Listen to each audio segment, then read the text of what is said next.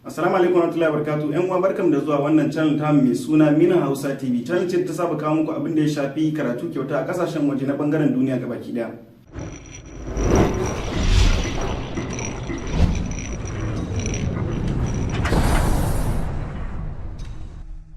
Sunana Ismail Ali, a cikin kawo muku manyan jami'ai da ke kasashen waje. Yau mun sake kawo muku wata jami'a wacce take kasar Qatar.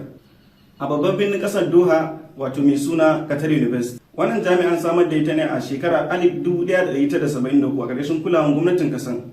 Wato kimanin shekara 50 kenan da buɗe wannan makaranta, tana ɗalibai sama da 20,000 da suke karatu a ƙarƙashin ta a yanzu, sannan kuma ta yi ɗalibai da yawa daga faɗin duniya gabaki daya. Wannan jami'a tana da bangarori guda biyu, akwai bangaren boko sannan kuma akwai bangaren islamiyya. A bangaren boko akwai kwasa-kwasai kamar haka, law, engineering, pharmacy da sauransu.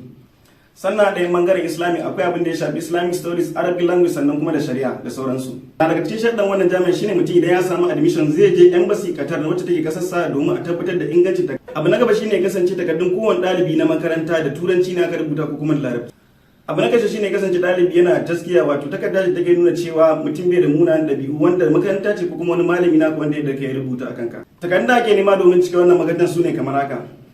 Akwai international passport, sannan takardar shaidar kammala sakonni, sannan takardar lafiya wacce take daga asibiti, sannan kuma wacce take da farin bango. Daga ƙarshe za ku ma aje muku link na wannan makaranta wanda ɗalibi zai shiga ya cike application form na scholarship na wannan makaranta. Dan haka ne kira yan wadu wanda ya ga wannan bidiyon na mai taimaka mana sharing, sannan kada ya manta ya mana liking da subscribing, sannan ya danna mana ƙararrawa. Sai da zarar mun saki sabon bidiyo za a sanar da ku. Mun gode.